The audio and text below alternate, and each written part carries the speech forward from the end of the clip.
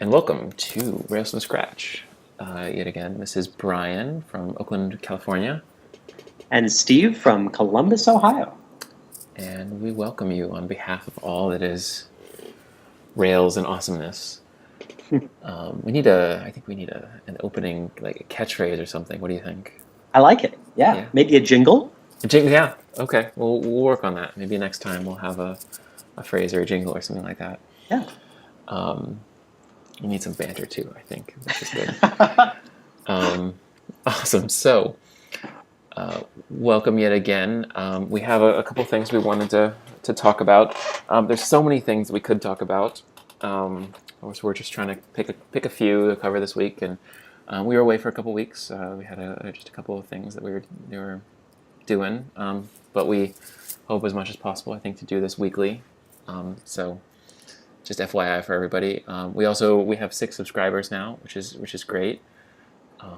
So welcome all of our new subscribers, and hope you enjoy this new video. So anything you want to say before we start, Steve? And if any of you subscribed and then we stopped, podcasting for those last 2 weeks, or don't think it was you. We didn't stop because of you guys. So, just keep on subscribing. Excellent. That's a very good point. Okay, so so Steve had some questions before we started about the database and sort of how that was working. What we were using SQLite. What is that? How do we see that? So before the show, we were sort of poking around. We found a program called SQLite Database Browser. I think it seemed to be called something else. Maybe they changed the name, but yeah, I thought that was a good idea. We could actually open up our database, our SQLite database, and sort of look at it. So we've done that. We've opened it up, and you can see here we have the buzzes table opened up, and it has the sort of fields that we created in our migration. First off, the ID, which is just automatically created for us, and then content and creator ID is what we specified, and then created at and updated at were part of our generated migration in saying timestamps. Actually, why don't we open up that migration so we can just take a quick look again to see the code file. Oh, okay. Yeah. So it'd be under db migrate. And so here you see we specified a string called content. We specified an integer called creator ID. And when we generated, we already had in there t.timestamps. And so that creates the created at and the updated at dates. So if we go look back at the browser, the SQLite browser, I should say. I just realized that would be confusing as soon as I said it. So we have a content string and a creator ID integer. And actually, if you go back to database structure, we'll be able to see how that's defined. The database structure in the SQLite browser, it's a tab there. And then if you go into buzzes, we see, so varchar is a certain kind of integer, it means a variable character. And that means that it supports up to 255 characters in that field. An integer is just a certain kind of integer. There's different kinds of integers. I think there's small int, big int, tiny int, which support different, they're basically different byte sizes that it stores the integer in. And so you can store, with a regular integer, you can store anywhere from like negative something to positive something. That's very vague, I know. MySQL integer types. So you're telling me it's a number? Yeah. Or actually, sorry, I should say this is SQLite.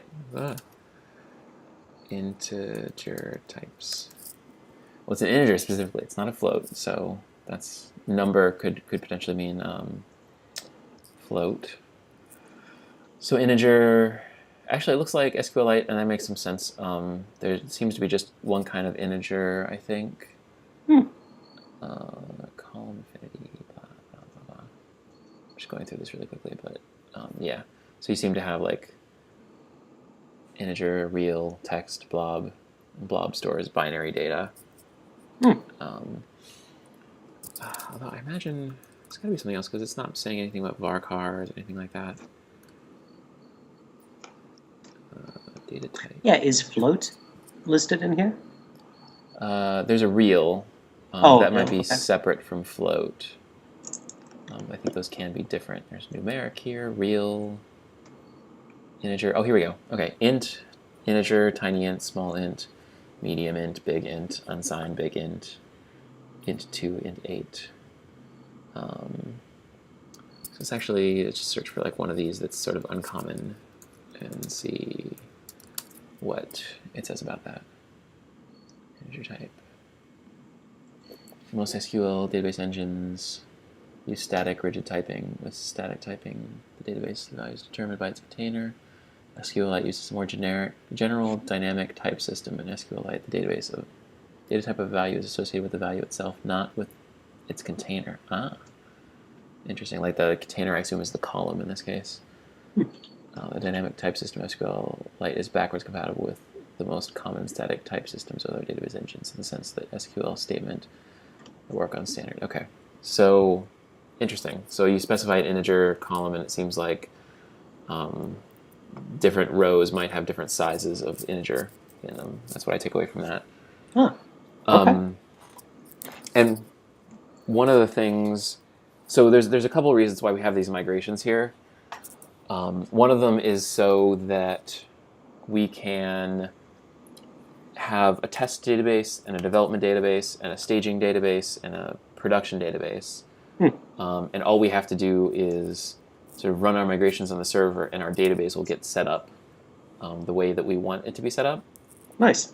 And we don't have to worry about all that. And you can actually see, if you go to Browse Data, the tab, and go change. No, we're in Schema Migrations actually. So yeah, you can see here, Schema Migrations is just a table with one column. The column is called version. And if you were to look, actually, if you move the window over to the right just a little bit, you can see that the integer here that's in the version is the same as the date stamp at the beginning of that migration file, 2013, 08, 18, 13, 21, 38, 37. So that is put into the database to say, I've run that migration. Nice. So it knows not to run that migration again. So if you create new migrations later, then you can run your migrations, and it's like, oh, I just need to run these 2 migrations instead of running all the 100 that I've created so far. And so that sort of keeps your database, helps you keep your database in sync, all your databases, your development database. Specifically, like if you make some changes to your database, but you don't want them to go out, maybe you're working on a branch of your code that you don't want to be going out to production. You can work on that database, and you could have your migrations in that branch, and then when all your code is ready, sometimes that might take a week or 2 or 3, depending on how good you are, Sure. or how complicated the code is. Then you bring your migration code in with your regular code, and then at that moment, as soon as you deploy your code, production will make itself ready for that new code. To know about these new columns, or however you change the columns, or whatever. So that's one of the reasons. Another reason is you see we're specifying like string, integer, and these sorts of things. We're doing this as sort of this very generic thing, rather than saying, it'd be nice if but not be nice, but you might think, oh, well, you can just go in and say like, create a column called content, and have it be integer type, or big int type, or varchar 255, or whatever. Right. But the problem with that is that Rails supports SQLite, it supports MySQL, it supports PostgreSQL, which are 3 different kinds of SQL databases. And I might even support more now. I don't think so, but maybe through gems. But the thing is, all of those different databases have slightly different ways in which they go about doing all these things. And so if you say you want an integer and you want it to have a maximum length of a certain number of bytes, then you say that in your migration, and it figures out, depending on the database, it figures out, okay, do I need to create a big int? Do I need to create a small int? Do I need to create, do I need to do this funky thing where I specify the length explicitly, or whatever? So it knows that specific to whatever kind of, database thing you're running. Right, exactly. And you could even have an SQLite, if people do this, you can have an SQLite database in development and a PostgreSQLite database in production, and that'll generally work. You can do your Wow. development on an SQLite database and then deploy in a production database that's different. I don't necessarily recommend that because you might not hit a certain bug until you get to production. Right. That's a lot of times why sometimes people will have staging servers, is that you generally have another server that your users aren't using, but that is set up exactly like production, and that's generally called the staging server. And so then you'll deploy to that server, and it'll be set up exactly like production, and then you can test things out and see if you run into any problems. Okay. But usually it's good to run into those problems in development, because you don't want to go through all of your UI flows and all this stuff, and test a bunch of things on staging when you've already gone through all that stuff in development. Okay. So it's generally easier to catch things as soon as possible. It's also, the sooner you catch it, the cheaper it is, because if you put it on staging, then you have to be like, oh, investigate it on staging or reproduce the bug on development, and you have to spend time figuring out. It's just much better if you hit the bug while you're iterating on your code. Okay. So that's just a little lecture there. Oh, it was good stuff. Yeah. And yeah, so I think that I thought there was more reason why you'd specify migrations in this way. There's also one thing I'll also point out. If you go to in your Sublime text editor under db schema.rb, it's right there. So you can see here we have a very similar sort of thing to our migrations. Mm-hmm. We have a string, integer, date times, that sort of thing.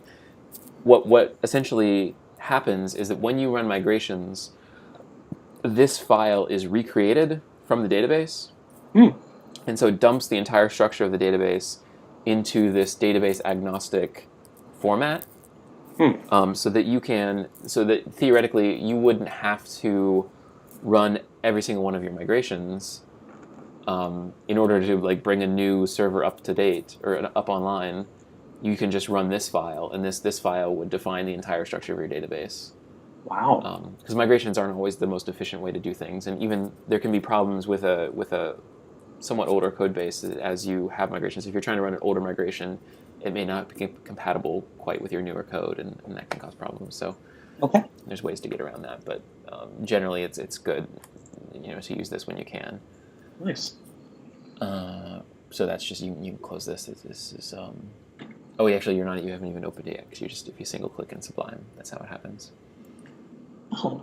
Okay. So would I need to double click on schema.rb to? Yeah, exactly. So if you did that, then it would open up as a tab. So I like that, because you can sort of poke at your different files in your browser bar in the side, and not open any one of them until you're ready to open them. I like that feature of Sublime. It is nice. Yeah. Okay, so that kind of covers database stuff. Well, migration, sort of basic migration stuff. And you also, one of the things, I think I mentioned it before, but it's probably worth mentioning, if you go back to that particular migration, so this actually has the ability to go up, and I think I mentioned this, go up and down. So if you ever wanted to redo a migration, there's actually a redo command that you could do on the command line that will redo a particular migration or go back to a certain migration. And this knows how, since you have a create table, it knows how to destroy a table essentially when you're going down. And so that's handy. So you roll out a migration, you realize it was a terrible idea, you shouldn't have done it. You can kind of un-migrate it, basically. Right, essentially. Nice. Okay. And also, theoretically, when you deploy code, if something goes wrong, this doesn't always work perfectly, if you have a somewhat complicated application, but when you deploy your code, theoretically, I think you could either set it up, or it works because you can roll back your code to say oh, make that go back, and the database migrations could also theoretically go back to the point where they were before. Cool. So So let's do a little bit of CSS. Cool. Because CSS is my homie. So we have, I think actually what we want to do first. Did you say something? Sorry. No. I heard it echo in my head, I think. So I think first thing we want to do maybe is create a layout for our site so that sort of on every single page, it's going to look the same and it's maybe look a little bit nicer. Yeah. So let's go to our app directory and our views directory. Views is essentially where we store the thing that can generate the HTML. And go to layouts. And maybe let's close all the files that we're working on right now just so we can have a fresh start. I wouldn't save the file because it's working right now, so I don't know what's changed, but I'll just not save it. Okay. So. Yep. Open up our application. This is our application layout. And so we have that yield in there, and that's where all of our various layouts, when they rendered, this layout is rendered around them, and they go into the yield. And so what we want to do is have a place at the top where we can, or maybe a place at the top and that has our header, and a place sort of where our content is actually stored. So if you do, can you see my screen? Yeah. So you have something like this: div id equals header, and then end that div id equals content div. Right.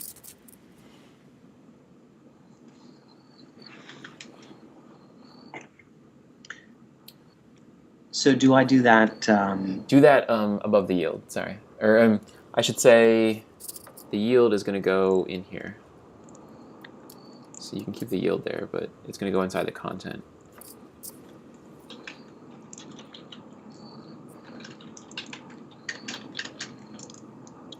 Oops. Yeah, I'll keep that up there so you can see it. Oh, thanks. Mm-hmm.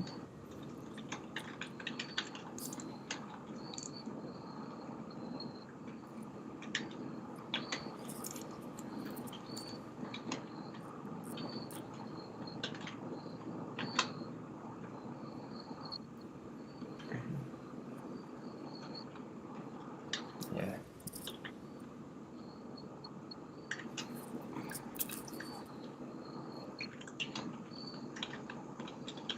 No, I'm sorry. What was the next thing? I'm sorry. It was content? Content. And you can name it pretty much anything, but we want to have something that sort of represents this is where the content of each page goes.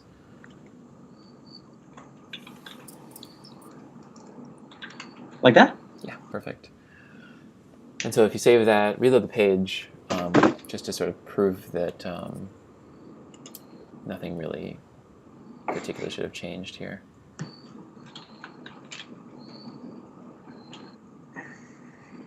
Okay, yeah, so it's essentially nothing's really changed here. So maybe inside the header, just put the text buzzer, exclamation point. So do I? You can just type it. Like that? Mm-hmm. Okay. And maybe exclamation point and capital B. We want to wow people on every page. I like it. Awesome. Okay. Yep. And so save that and load the page. See what that looks like. We'll probably just have a couple. Essentially, right now we have just a couple boxes, which is pretty. And so you don't even see the boxes. It's just there are boxes there, but there's no borders or anything on them. Oh, okay. So let's start off. So let's go to the place where we have CSS, which will be in app assets. Style sheets? Yep, style sheets. That'll be the place. And so we have application, which is CSS that applies everywhere, and then buzz, which is CSS that applies just in the buzz controller. And we can actually, if we want to, we can get a CSS file that loads on just the one particular page as opposed to entire controller. We can do whatever we want, but these defaults are sort of nice for getting started. So let's go into application, because I think that's going to be a good place to put this.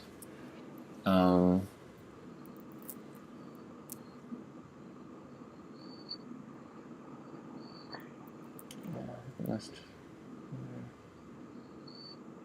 forget it.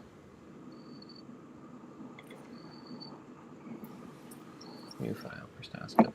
So let's just put some stuff at the top here. We can include a file, but I think it'll be just easier to start at the bottom of this file.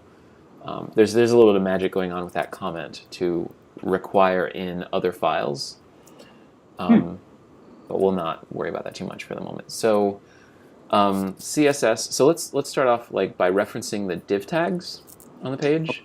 So I was mentioning that the divs, they're there, but you can't really see their borders. So if you do div like that, you put in a border 1px solid red. I like that as sort of a way to see what's going on with a particular box or with a bunch of boxes.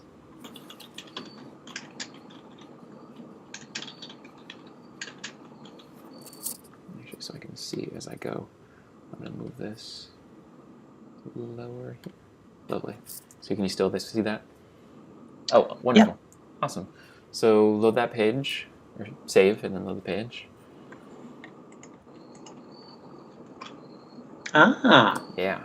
So now you see there's a few divs in there, and you can see they span the entire page. I shouldn't say span because there's another tag called span, but you can see sort of the extent of them, which is handy.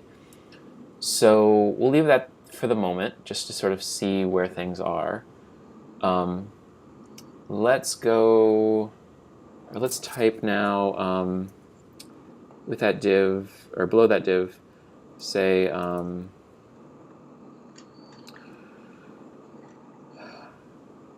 div pound header background. So we're just sort of getting a start on these things here. Background color gray.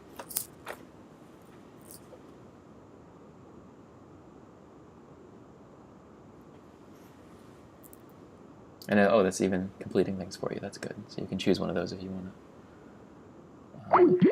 Oh, I think we lost Steve. Cool.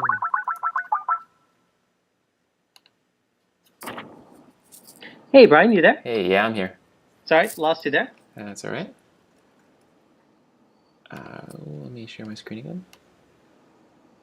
You can always edit this out, right? Yeah, hopefully, right? Share screen. Start. Lovely. So, background color gray. Mm-hmm. Okay. Oh yeah, you'll need, yeah. Awesome. Save and reload. You'll get used to this cycle of saving a file, and actually usually you can Alt Tab, because the browser will usually be the last thing you worked in. So okay, so we have a gray background. Great. We're not going to probably keep that, but it's good to have at the beginning. And so that looks a little tight, I think. You think that buzzer, I think, looks... I'm not wowed by it, I'll tell you that. Yeah. So let's make it a little bit bigger. Let's go back in, and inside the header, we're going to say we want a little padding. So say 5 pixels.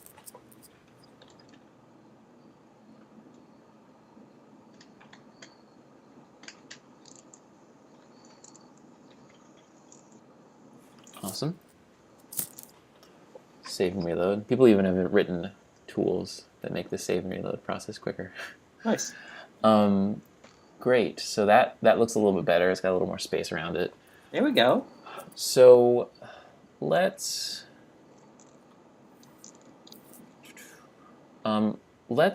look.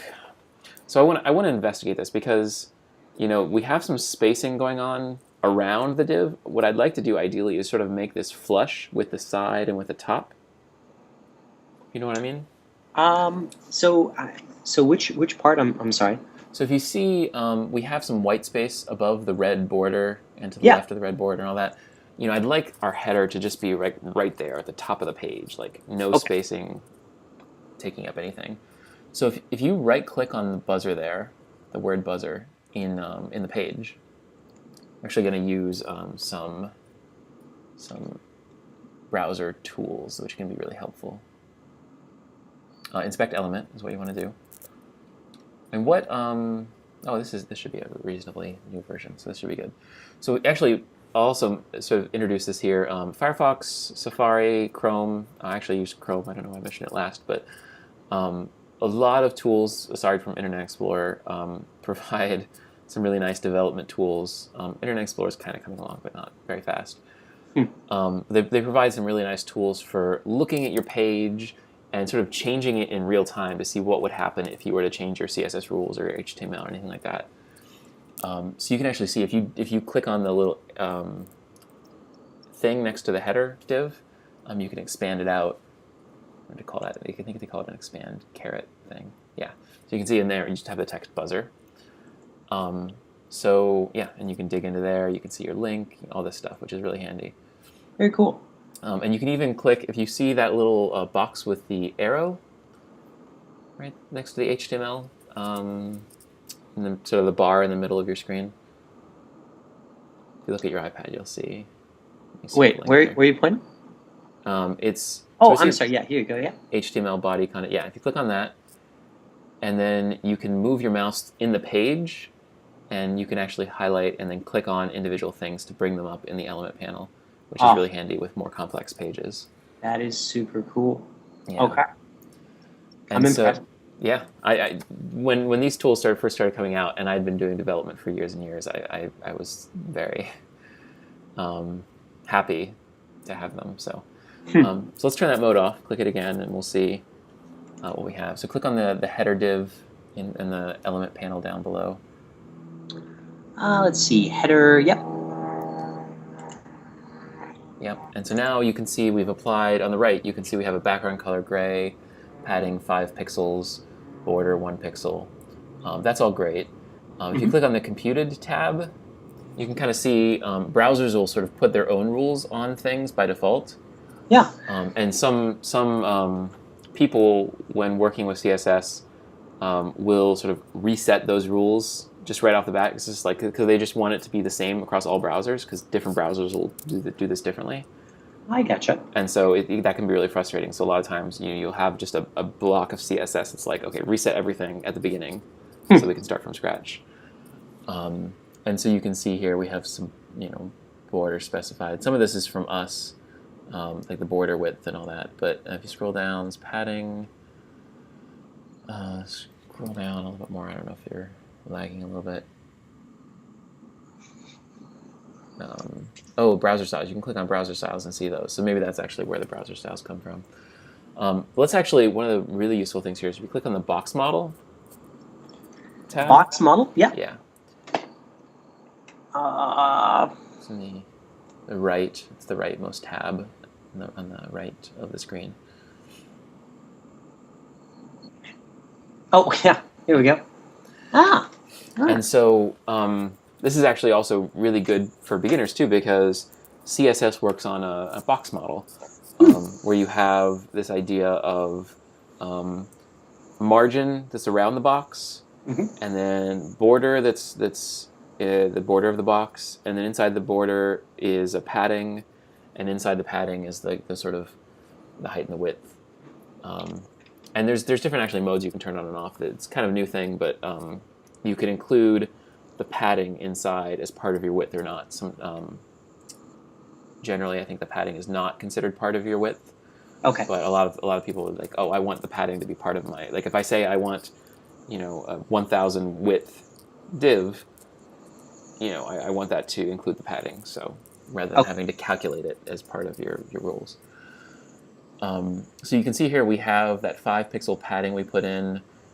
We have the 1 pixel border. We don't have any margins around this div. So that's good, because that actually just sort of tells us, okay, it's not the div that's putting that white space around, it's something else. Okay. So that's good to know. So if you move your mouse over the header there, like in the panel, I think if you sort of, or even if you move it in the lower left hand panel, move it over other various divs. Maybe I'm just used to Chrome.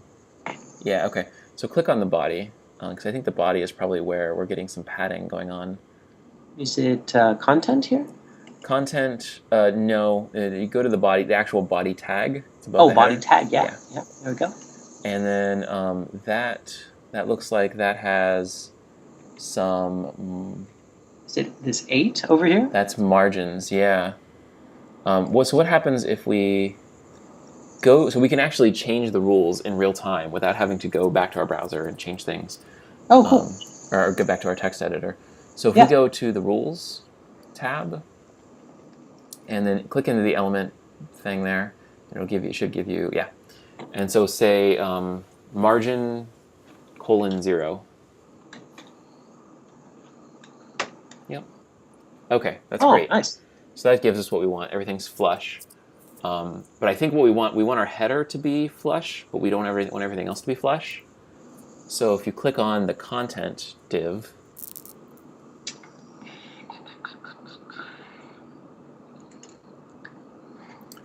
and then click into the element thing up above, and we'll say margin 8 pixels is what we had before, so 8px.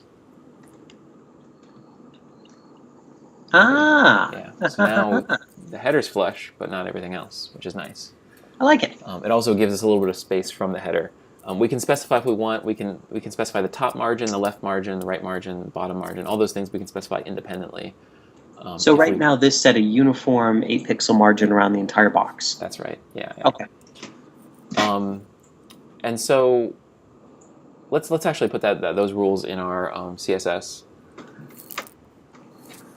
So do you remember what those rules were? So let's see. So I remember they were margin. Let's see. How do we set where they go? It's part of the body, you say? So yeah, so the body tag. So here we're specifying on the div tags, on every single div tag, we're specifying a border 1 pixel solid red. Specifically on the div tag, which has an ID of header, we're specifying a certain background color and a certain padding. So can we set margin 0 there? Well, no, we want to set margin 0 on the body tag. So how do you think you'd set margin 0 on the body tag?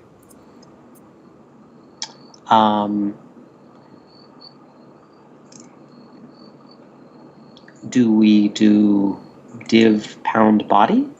No, because body is, so div is a tag to itself, and body is another tag to itself. Okay. And so div pound header is a div tag that has a header ID. Would it be like body like that? Yep, perfect. Okay. Did I just say 0 or 0px? That's perfect. Okay. And then, so, let's see. What was the one that we set the 8 pixels around? Was that? That was the content header, or the content div. Do I need to specify div content in here? Yep, that's the idea. Div pound content? Mm-hmm.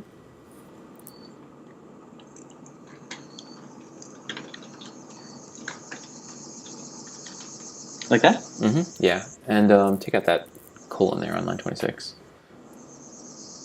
Yeah. And move the body to the beginning.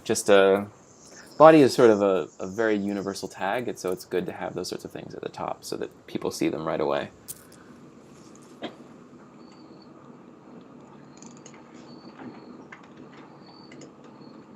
Organizing CSS is more of an art than a science. Okay. No, it makes sense, though. I mean, yeah, and one of the things that like sometimes I'll try to do, but it's not always necessarily a good thing, is like, there'll be rules related to color and rules related to positioning and rules related to other things. Try to like separate them out into different things within the squiggly brackets. Yeah. That can be good, but at the same time, when you come back to your definition later, you almost kind of want it to be alphabetically ordered. Oh, okay, because you want yeah. to find things quickly. But unless you're keeping things consistent, like if you're always able to like make positioning rules at the beginning and color rules the second one and things like that. That's tricky to do, but I can imagine that being good. I've never personally done that, so Okay. so let's see if this works. Reload the page, and also remember when you reload the page, all of the things that you did in the page, sort of hacked in to see how they would work. Those go away, and it reloads the page from scratch. Okay. So did you reload the page? I didn't see. Yeah, I did. Well, so it looks like our rules did take effect. That's great. So let me actually show another thing, because I want to get this in sort of from the start. If you go to the View menu, I think, and say Zoom, Zoom in, Control plus. Try Control plus a bunch of times. Awesome. Okay. So, yeah. So now right-click on buzzer. So we've zoomed in. I just want to make sure. See what's happening here. Inspect element? Yeah, inspect element. So, yeah, we have a padding of 5px. So this is actually maybe fine. It actually looks decent to me. Sometimes what you want to do is specify things not in terms of pixels, but in terms of some other unit. And there's actually a number of different units in CSS. One of the most common ones that people mention is EMs, EMs. EMs, huh? EM unit. So I know it's basically, I don't know the exact details of it, but EMs change how many pixels they're displaying depending on your font size. So if your text is getting bigger, the one EM is also getting bigger. Oh, okay. It's actually, you can see here, 1 EM is equal to the current font size. 2 EM means 2 times the size of the current font. E.g., if an element is displayed with a font size of 12 pixels, then 2 EM is 24 pixels. The EM is a very useful unit in CSS since it can adapt automatically to the font that the reader uses. Interesting. Now, so if we do that, so when we zoomed in here, if we change the zoom, like let's say we had the padding instead of 5px, we had it 5em. As we zoomed this in, well, I don't know if that would have any effect. It would get bigger, and we wouldn't want 5em because that would be huge. Yeah. It'd be like 5 times the font size. Yeah. But there's also a difference in how browsers zoom sometimes, and some browsers will only implement one, some will implement both. But if some will allow you to change the text size to be bigger, and some will actually do zoom. And you actually might have had you do zoom. But a zoom is actually, will do a sort of a uniform zoom of everything, I think. Okay. It'll either display things bigger or it'll just sort of up all the units. Yeah, I think you did a zoom. So do the zoom text only, actually. I think that's what we want to do. So this is implementing both. And so now if you do Control plus, yeah, let's see how that looks. Yeah, so now you can sort of see, relative to the size, the text looks like it's kind of jammed into the side of the div a little bit, right? Which isn't necessarily good. So let's reload the page, and I actually probably need to reset the text size. Yeah, reset the zoom size. Sorry. And then in that div, so focus on that div in your element browser. This one here? Yeah. And then let's put an EMs rule on there. Just try something. Put in a oh, you need to select and maybe click on the element. Yeah, perfect. And then put a change the padding, instead of being 5 pixels, change it to be something in EMs. I'll let you play with what that definition is. Yeah. It's on the right. Oh, okay. Okay. Yeah, go back to header. Yeah. So this is going to be just crazy gigantic, right? Yeah, exactly. So you can see that's like five buzzers is just the padding for the left or the top or the bottom. Like those are all of them are specified as 5 buzzers. Okay. High. So if you decrease that maybe like 1 EM, see what that looks like. Okay. A little bit better. Not quite what we had before. Maybe try like half an M. You can do... so just 0.5 EM? Mm-hmm. So that looks better. That actually even looks about right. So now, yeah, you can try the zoom in the various ways. Yeah, so text only. Yeah, and so that looks about the same. You know, the padding is about the same to the text relative to the size that it is at each level. Yeah, there you go. And so if you have, so yeah, change it back to 0.5 EM, and then change the view zoom, do the view zoom text only, so sort of change that mode, and we'll just make sure that this is still, yeah, it's looking about the same, so that's good. Cool. So we should probably change that in, if you do controls, yeah, that's actually good too to test this, the small text. So if you do a control 0, I think that'll reset you back to where you sort of the default text size. Nice. And then let's put that padding rule into our CSS.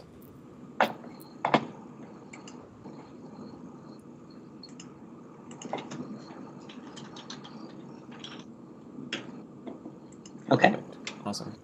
Let's actually make sure. I don't think you need 0.5, but let's see if I think 0.5 will work. So give that a try.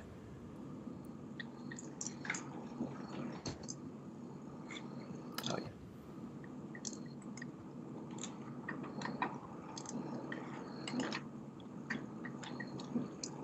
Yeah. Cool. Seems to work. Yeah. Okay, so let's maybe spice up our header a little bit. I think we want to have an image in there. Oh, nice. So let's maybe open up a new tab and search for some relative image. Search for maybe a bee, or search for like a cartoon bee, or a something that I think would catch the eye.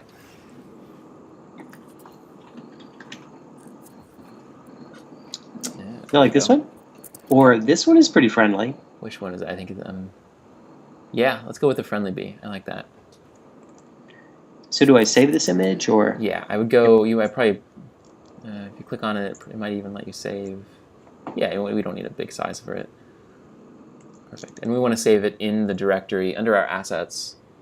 So under No, sorry. No.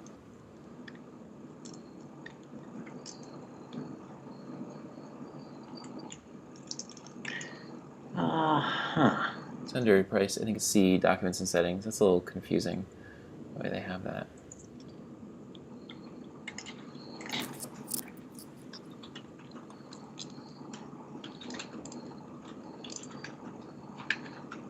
Set it.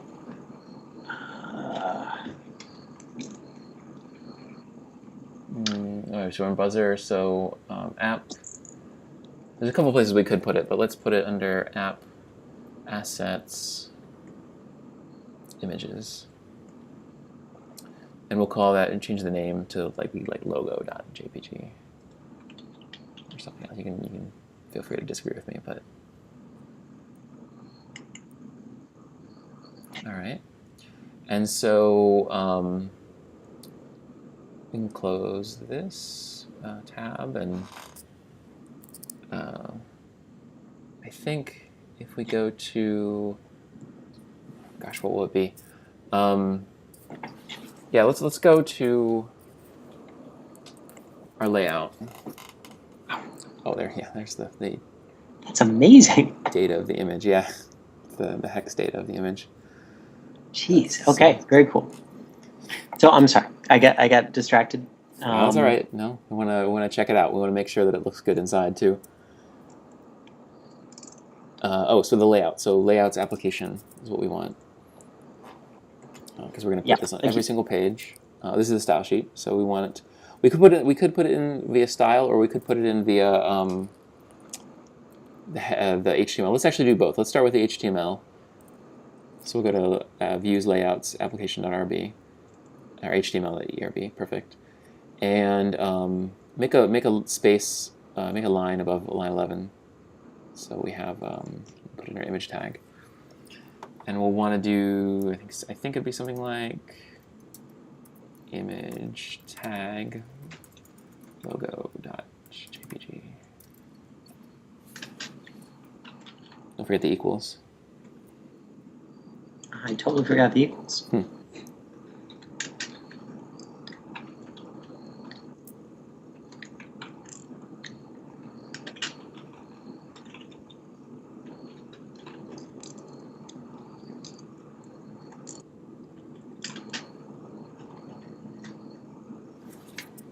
Perfect. And then we'll load that up, see what happens. I may or may not have gotten this right, so we'll see. Get out of here. Excellent. Okay, so that's a little big.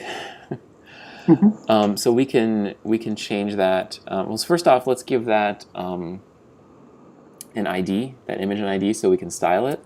Okay. Well, let's do a couple things. So first, back in the layout.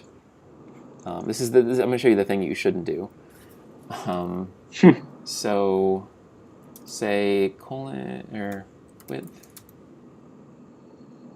100. Let's actually say 50. Height 50. Now, we shouldn't do this because we should never keep, content and style together. We should separate them. Is that right? Exactly, yeah. Okay. Yeah.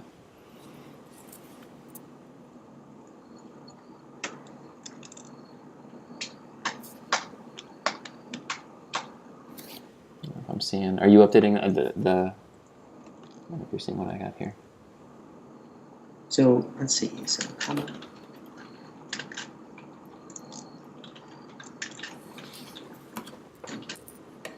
Okay. Take that, reload, and see what we got. Perfect. So if you right-click on that image and say inspect. So now we see I have an image tag.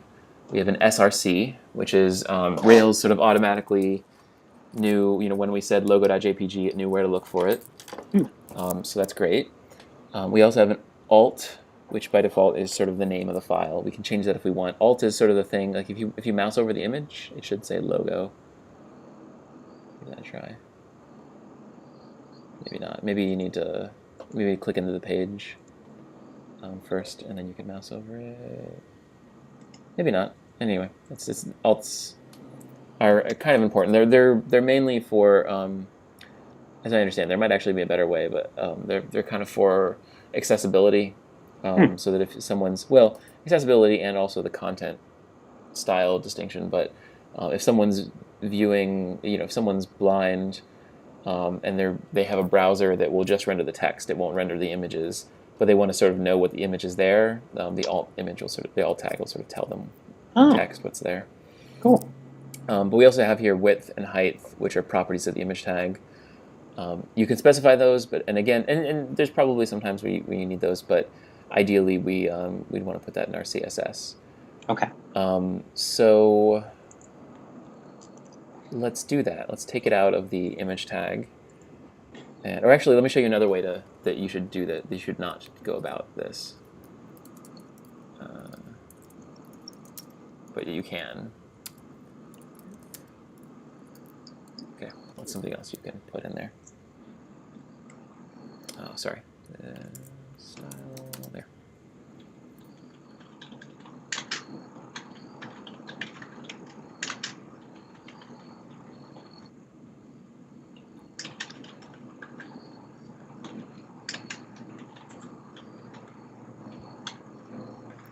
Reload, you should get the exact same thing.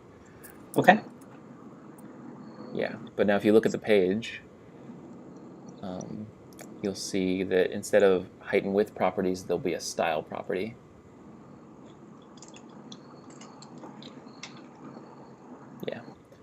And so this is a way where you can actually apply style directly to the element on the page. Okay. Usually, yeah, this is usually bad idea again. It's more flexible than the height and the width because you can do more things than just height and width. Okay. Or Is whatever. there ever any reason why we would do that? So yeah, there's actually generally the reason why we do that is if we have to generate, like if you're generating a lot of different like divs on a page, and like each one might have to have a different height and a width, and it's all coming from a database. You want to specify how big they are on the page. You'll often do something like this because Okay. you don't want to have a style sheet that's specifying all these things, and you have this disconnect where you have to you have to give the image or the div or whatever a unique ID, and then in the style sheet you have to generate again from the database. You have to generate that style sheet with a unique ID and then say height and width, and then it's really hard to debug because then you have to follow which one is which. It's just much easier if you just put it right there on the page. So yeah, there's definitely some times when you want to do it. Usually it's when you're doing sort of fancy I'm generating stuff all by myself stuff. Cool. So yeah, so you see that style's there. So let's get rid of this style, and actually let's make an ID tag or an ID property on the image tag.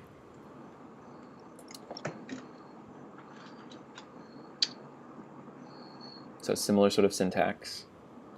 Let's see if you all right, so we're going to make a...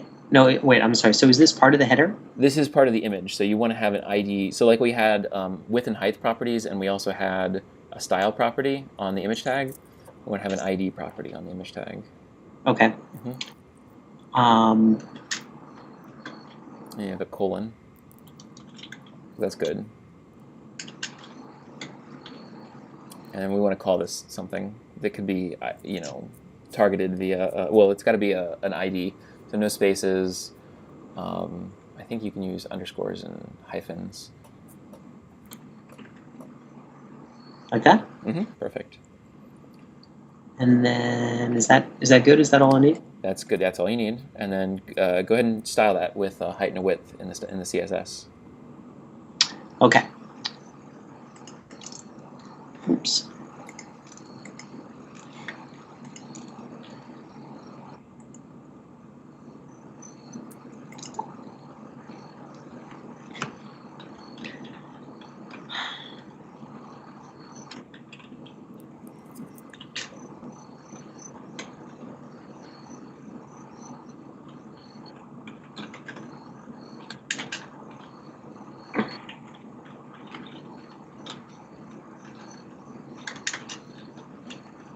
Is that right? That's good. Really? And we're going to have a semicolon there. Well, it's not actually quite right, but I'll let you sort of figure it out when you reload the page. Semicolon here? Semicolon there, and then also on 28 on the height line. Okay. Yeah. So save that. Let's see what happens. Oh, make sure to save the application.html.erb file as well. Thanks.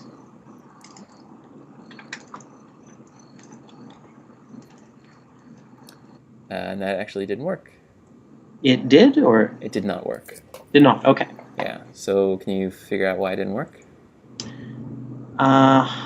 So,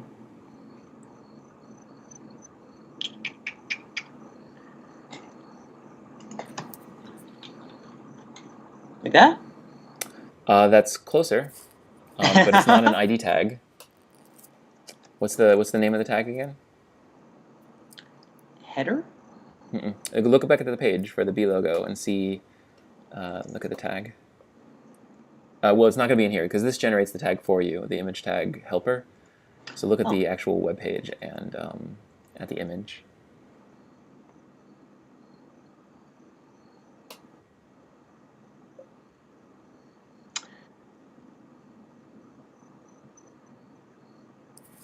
So this is an ID of a B logo on what tag?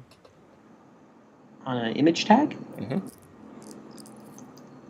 Give that a try.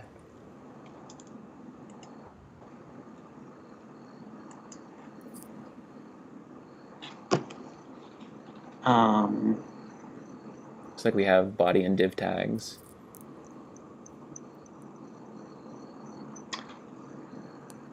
Okay, hang on just 1 second. Mm-hmm. So,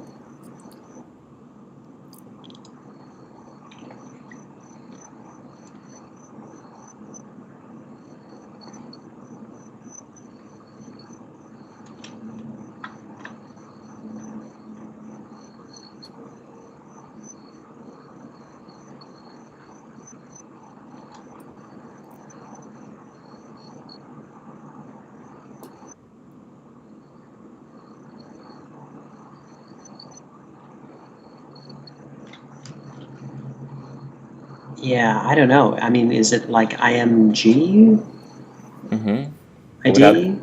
Without the ID, the pound sort of stands for ID. Oh, so like this then. Mm-hmm. Yep, just like that. So give that a try. See if it works. Yep. Okay. And actually, let me show you something else you can do. There's sort of you have some options.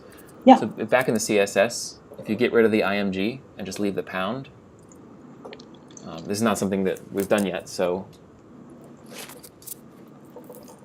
Okay. yep. And then save that, reload, see what happens. Yeah. Seems to also work. Yeah. So the thing is, you can just specify like, okay, any tag, whether it's a div or a body or an image or whatever, if it has the ID of a B logo, I want to apply these rules. Okay. Although it's probably, I would say it's probably good practice and sort of courteous to say IMG at the beginning, to sort of say like, okay, just to sort of declare to everybody like, hey, I know this is going to be an IMG, and also if it doesn't apply to an IMG, you know, if some other tag has a B logo, you're not doing something that you don't intend to do, right? Okay.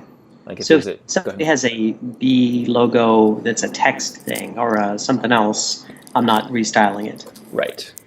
Although in HTML, really only one tag on the entire page of any type should have the same ID. Okay. So, you know, that's it's not strictly true. I mean, it is possible to generate a page where like every single tag has the same ID. It's just that's not really how IDs are meant to be used. Okay. Yeah, So, it makes sense. and so I'd put an image tag here, and that's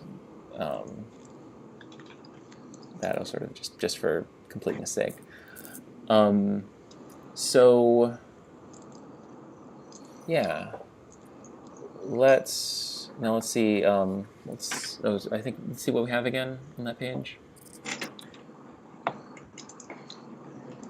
Yeah. Okay. So that's nice. That's a cute little bee and the word buzzer. So I think that's a. I mean, it's not very Web 2.0, but it'll serve. So we could do a lot more things. Let's just do one more thing.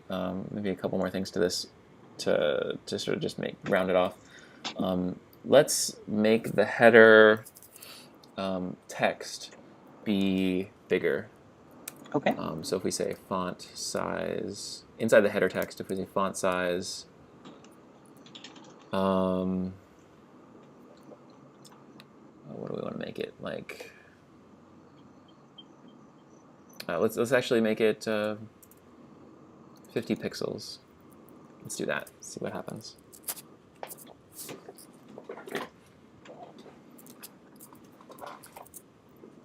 Oh, So that there we roughly go. matches. Oh, that's much bigger though. Oh, and the font size. So now you see, change the font size. That changed the EM, which is not necessarily what we wanted to do. Okay. But it was kind of a cool effect. Yeah. So, but the text is roughly the right size. So that's good. So let's do.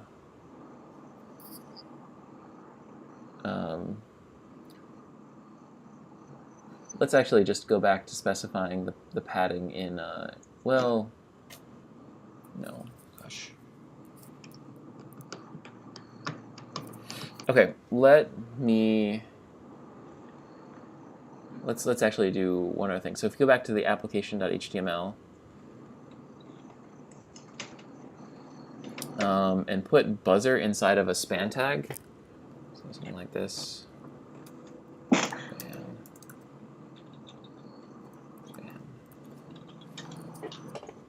On line 12. You want to surround that text there.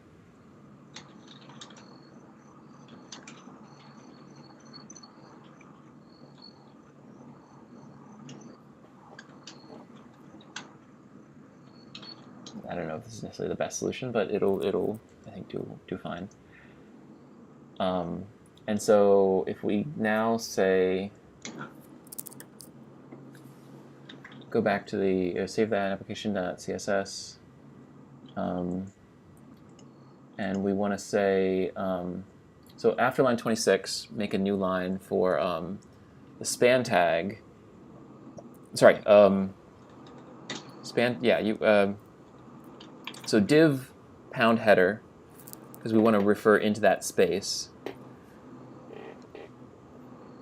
Wait, I'm sorry, what's that? So say div pound header, just like we have on line 22.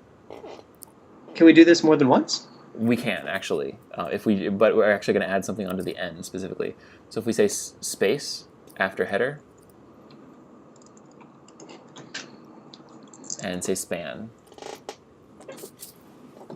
And so what this is going to do is it's going to refer to all spans within the header. Okay. And so now in here we could say font size 50 pixels.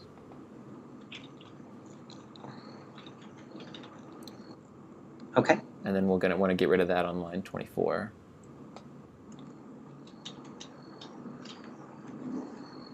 Okay. And then save, reload, see what happens. That hopefully will be a little bit better, and if it works, I'll explain why it worked. Excellent. Yeah. Good. Okay. Good. Because I have no idea what we just did there. Okay. So do you see? So, if we go back to the CSS. Yep. Or maybe even sorry. Let's go into the inspecting the element and look inside the header on the browser. And so we see we have the div header there, and inside that we have an image, and inside that we have a span. And the span is just holding some text. That's generally what spans are for, is holding text. Okay. And we talked about this in the, and then maybe it's a little bit clearer now. And I think in the first episode we talked about the difference, or the second episode, we talked about the difference between block level elements and inline elements.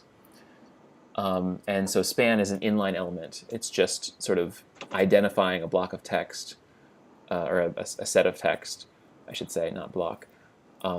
Whereas div and image tags are block elements. They sort of define a block of the page, okay, so to speak.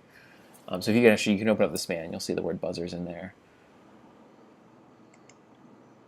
Gotcha. And so the problem that we were dealing with is that we had specified on the header. Mm-hmm. If you click on the header, you'll see we have a padding of 0.5 EMs. Yeah. And so, again, remember, EMs are based on font size. Mm-hmm. And so when we increase the font size, the size of the padding increased. Because before, the font size was something like 12 point. Mm-hmm. And 12 point will result to something like pixels in the background. But so the font size was 12 point. We changed it to be 50 pixels, which is probably something more like, I don't know, 40 point or something like that. Maybe something much larger. And so since the text size increased, the definition of an M got bigger, and so our borders got bigger, our padding got bigger. Mm-hmm.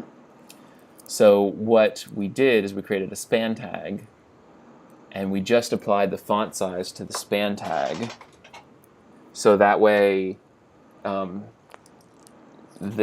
font size for the header tag is still what it was before, and the padding is unaffected, but inside the span the font size is increased. So we can increase the size of the text without messing up our border or our padding. Okay, so the padding is calculating off of whatever we said, kind of that 12-point font originally, but the text for buzzer is being set at 50 pixels. Is that right? Exactly. Okay. Now, stupid question. Was the whole point of using EM instead of like PX, was that so that it scales with the size of the font? Yes, it was. That's actually a really good point. Except now we have an image in there too, Yep. and so it still scales with the size of the font, but it's still sort of relative to the font size inside. Okay. I think. Although I guess no, it's not, because the font size. So that's actually maybe a good point. Is that because the thing I was aiming for. So this is I guess one of the design engineering challenges we have that we just run up against. Is my thought is that we want the text to be roughly the same size as the image. Mm-hmm. And so we made the image 50 pixels tall. So let's make the text 50 pixels tall. Mm-hmm. So that's actually a good point. Maybe we shouldn't. Maybe everything should be. Maybe the header should always be static. No, I guess if someone wants to zoom, we should zoom the text size. So maybe we should specify the image and the text in terms of ems. Mm. Want to try that out? All right, let's try it. Yeah. So.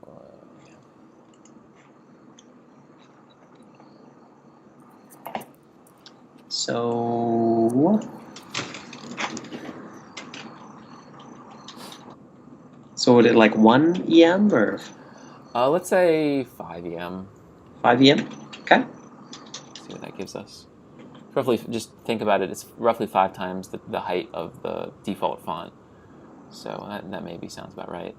And you can usually think of fonts that are like 10 pixels, 15 pixels, something like that. Okay. Right. Okay. Let's see what that does. Cool. And so. No. Okay. So stupid question. So since we set these the same size in both times, why is the B larger than the the image of the B larger than, for example, the text B for buzzer? So it's a very good question. I'm sure it has a lot to do with typography, and like below the line and above the line. If you right click on buzzer, the text buzzer, and inspect that element, let's actually take a look at it. We can look at the box model, and that might give us some information. And actually, so if you just sort of mouse over this. Oh no, you can see it. So you see how there's an outline of the word buzzer? Yeah. So it seems like they might actually be roughly the same size. They're sort of offset. Yeah. It's just that it's sort of down. The image and the text aren't at the same level. Okay. Yeah. And so that might be part of it. Let's get rid of that span that we had in there, because that actually might. We probably want to make the padding somewhat smaller since the text is larger. But let's yeah. Okay. And maybe still indent that so we can, because we're inside the div tag. Perfect. Save that and maybe make save that and reload it on the page to see what we get. I'm guessing we're going to change the padding to be a little bit smaller. Oh, right, because we need to in our CSS we need to make the fonts. We need to get rid of that definition for the span and move that font size back into the header where we had it before. Ah.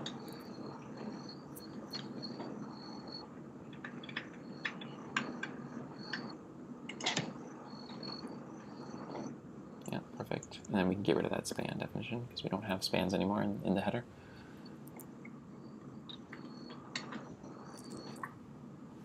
Oh gosh. Yeah, that's a little big. Okay. It's a lot of B. That's a lot of B. So a little bit here. Okay. So we have. Let me make sure see what we have here. What's on the page again? Sort of inspect things and get a feel for what we got. Inspect element. B. Let's go to our rules tab. Yeah, buzzer. I think the B ended up being 5 times the size of the big buzzer. Hmm. So that maybe makes some sense. So actually, probably okay. So, I got it now. The font size we want to be 5 times bigger than the normal font size in EMs. Mm-hmm. But the image we want to be 1 EM tall and 1 EM wide, because now an EM is bigger. And it'll be, and we're also sort of saying on the image, we want the image to be as tall as the text by saying it's 1 EM, right? So that makes sense. Again, it's not quite the same there. Okay. We can sort of work that out. So, where is it? So this. Okay. So here, where we say font size 5 EM, that kind of redefines what an EM is, basically. Is that right? Yes, you're defining EMs in terms of EMs. Yeah. Okay. No, sure. Yeah, it's like applying a multiplier to the font size. Okay. Essentially, I mean, it is. That's what it's doing. And so our padding is half of an EM, and an EM is pretty large. So maybe now an EM is pretty large. So maybe make it like 0.1. This might be a little bit better. See what that looks like. I'm really just playing around. A lot of CSS is tweaking, playing. Okay. Toying. Is the words. It's interesting. The B looks a little close to the side of the. There's supposed to be a padding, but the B is a little close to the side. So let's actually investigate that with the box model and see where we are. So that's the image. It doesn't have any margins. It doesn't have any padding. It doesn't have any borders. What about the header? The buzzer word here, or yeah, that's it. And you can also click on it inside here, but we don't really have any padding there. I think it just must be something to do with how images are laid out inside of headers. Click on the image again in the element panel in the lower left. Image tag. This here? Sure. Yeah, you can also click on it directly inside the tree. Yeah, so we have. So let's actually. What's that? Oh, didn't say anything. Okay. Echo in my head, in my headphones, I should say. I don't want people to think I'm crazy.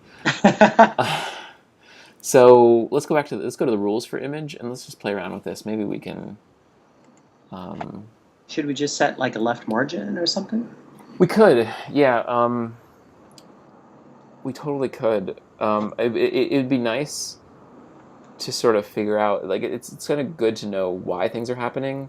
Yeah. Because otherwise, if you just set one thing because something didn't happen and then something gets fixed, then you have this weird thing. It's just sort of, it goes down a path. But if you click on the header, what are the rules for the header? Div. Okay, we have padding 1 EM. What if you just increase that? Let's just play with that.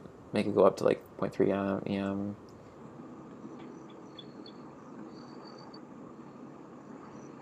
What? You might have to double click into it to make it an editable field. Thank you, sir. Yeah. Oh. Okay, so that is better on the side, but it's not really better total. So let's just say 0.1. So say 0.1 and then space 0.1 EM space. So this is inside the you can actually specify up to 4 values in here, which correspond to the top, right, bottom, and left. And so we're going to say the 0.1 EM again, 0.1 EM, and then for the left, we're going to specify 0.3 EM. Okay. That looks a little bit better. Maybe for the top, that first one, make it also 0.3 EM. Now, is it just close to the top like that because buzzer is kind of offset from the image a little bit? I think that probably has something to do with it. Okay. Yeah, we could play for a while. I like sort of what we've done here, but like learning about CSS, but I don't want to get too caught up in it because you could really go down. Sure, yeah, right. Perfecting CSS. So let's actually maybe change those 0.3s to 0.2s. Might be just to have a little bit less border.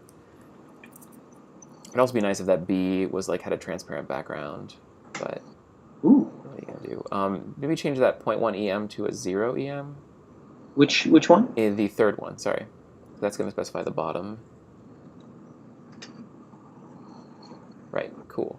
And just sort of a memory aid, when you specify 4 values like this, you start at the top and you go clockwise. So top, right, bottom, left. Okay. Like northeast, southwest, actually, is maybe a good way to think about it. Perfect. Gotcha. So yeah, I think that looks pretty decent. What do you think? I like it. Cool.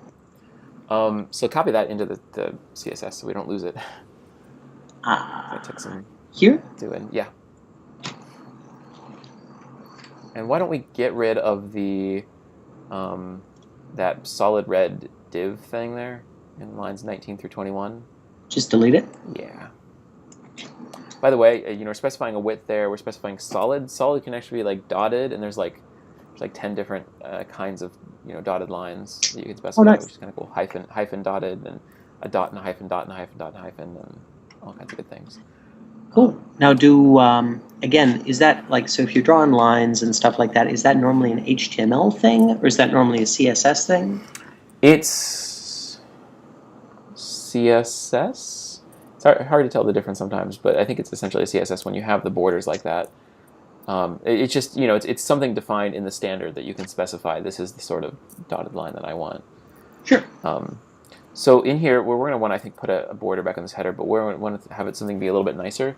So in the first line of the header CSS definition, let's do a border 1px solid,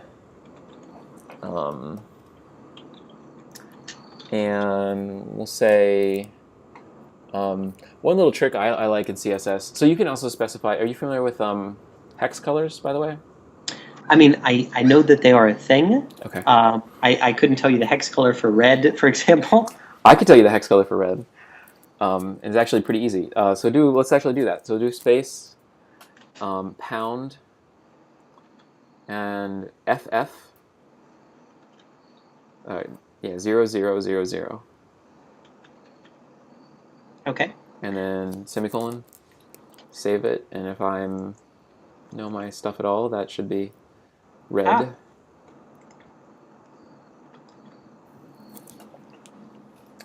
And we won't notice anything actually because it's still, oh yeah, everything else goes away, but that one's still red, so that's good. So let's change the FF0000, change that to 00FF00.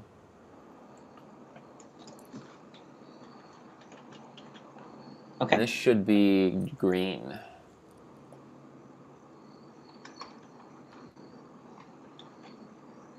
Ooh, nice. Yeah. And so, can you guess what if we did 0000FF would be? Versus red, green. Blue? I don't know. Yeah, it's blue. RGB. Red, green, blue. Oh, okay. Yeah. So is it like the first 2 digits are the red value, second 2 are the blue value, and the last 2 are the green value? Or I'm sorry, vice versa? Yeah, exactly. So that's red, exactly right. green, and so blue. you can have anywhere from, so these are hex. So hex 0 to 18 or 0 to 16. 16? Yeah. Well, 0 to 15, actually. I guess just because like base 10 is 0 to 9, so. Okay. And so it's 0 through 9, and then A, B, C, D, E, F. Okay. And that's, that is hex. And so 2 digits of hex will give you anywhere from 0 to 255, I believe, combinations. And so you have 255 shades of red, 255 shades of green, 255 shades of blue, and you combine those together and you can get pretty much any color.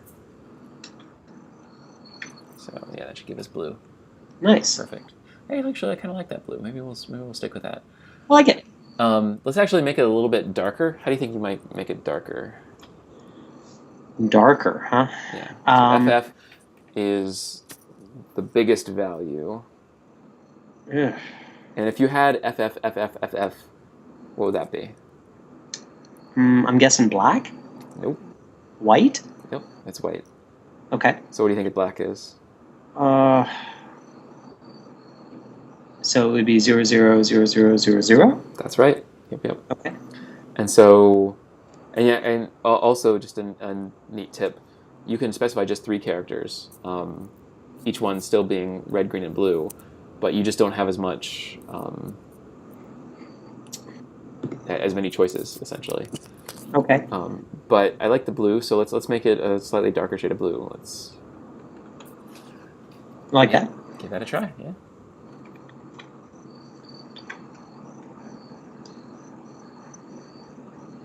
I think that that got to be somewhat darker. So let's stick with that. That could be good, unless you want to play with it.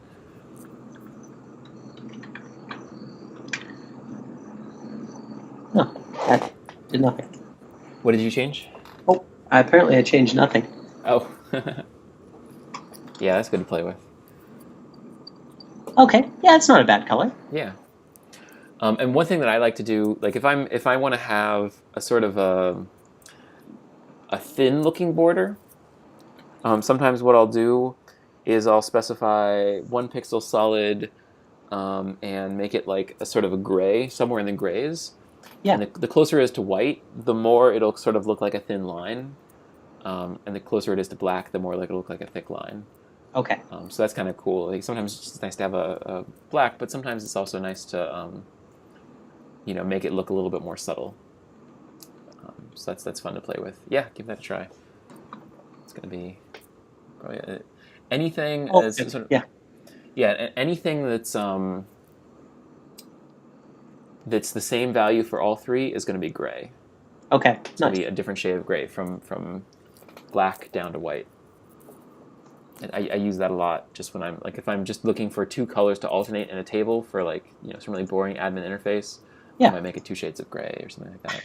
Nice.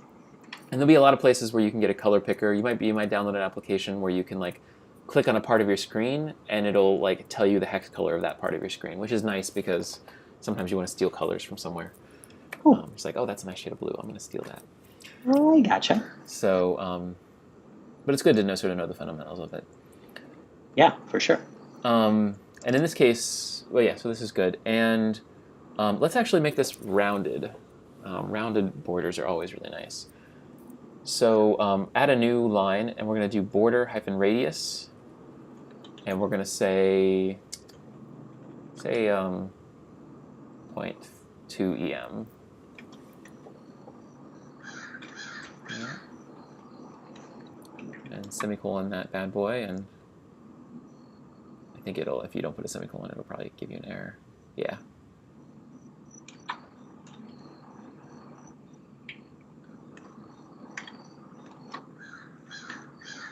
Ah, okay.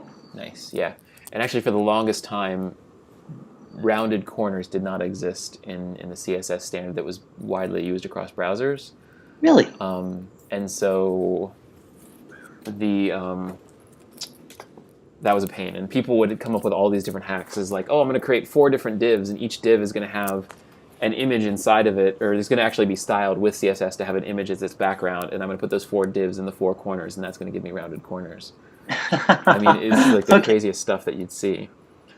There's also a really good website called caniuse.com, and you can see here the first thing is border radius. It's a pretty popular thing with web developers, and so you can see here in border radius, the current version of all browsers, version 10 of IE. Yeah, you can use it. Looks like there's no partial support here. It's all full support. So current version of IE, current version of Firefox, all this. Opera Mini, I don't know exactly what that is, but you can't use border radius in here apparently. But generally, it seems like you can use border radius except for IE 8. Okay. Which is great. So I think we can be relatively safe in using this. At my job, we actually don't support IE 8. We cut off our support at IE. We use 9 and 10 is what we support, but we don't support anything below that. I think at my office we're still on IE 6 or something. So. I know. Okay. Yeah. Well, there's a way in IE 8. Actually, 8 might not support it at all. But one thing that that you could do, known issues. Sometimes when there's partial support, what you'd have to do for a while they were still working things out is you'd have to say hyphen web or Fire, or I think it's Mozilla. MOZ for Mozilla, border radius 0.2 EM. And so you'd have to say, and then you'd say border. And so like this hyphen Moz is something that only Mozilla browsers or Firefox primarily picks up, and other browsers ignore it. And so that allows you to say like, okay, well, Firefox is still working on its implementation of border radius, but it essentially works, but you have to put this extra line in there to make it work. Interesting. Which is kind of annoying, but... So, like, for example, if, let's say every, you just had some really super annoying thing like this, and you had, Mozilla handled it one way, and Chrome handled it a different way, and then, IE handled it a third way, but all the other ones, handled it kind of a normal way. Would you put two more lines under there, like a IE line and a Chrome line or something? Okay, I got you. Yeah. And so usually, and the reason usually you have it as all the same. Usually they work the same because they're trying to follow the same standard. But sometimes you might have to tweak it and be like, oh, in Mozilla it works better if I do 0.15. It looks better. Okay. Which is why they have that extra tag. But this is just the life of an ongoing, evolving standard you have to deal with. Okay. So, but I think we can probably get it, especially because nobody's actually going to be using the site probably. We can put the standard border radius in there, and it'll just work with the version that we're working with. Okay. So that's nice, and so I think we can probably leave the header behind. It's good for now. I think it's definitely a lot more attractive. I think we're going to scare away fewer people from our site now. Which is good because we don't want to scare away people from a site that can't be accessed by anyone. Right, exactly. We want to scare away just the right number of people from people that actually can access this site. Yeah. I think one thing we want to do is make this. We want to probably commit this site into Git and maybe put it up on GitHub, and different people can look at the code directly if they want, and download it. Maybe even like submit issues or submit code changes. That would be a little crazy, but maybe we'll do that later. We can maybe do that offline at some point because it's not particularly related to Rails, but it's and you can find it out somewhere else. Yeah. Okay, so yeah, let's. I think we have upwards. I have maybe upwards of half an hour. I could finish up things with. Let's see if we can throw in a user model in here, because we had a creator ID on our Buzz model, and it'd be nice to actually have a user there. So we're going to do a little bit of stuff maybe with Active Record and gems. So we're going to use a plugin called devise. So if you, you don't actually search for anything because we can just install it. If you go back to your Sublime and search at the top of your project for a file called gemfile.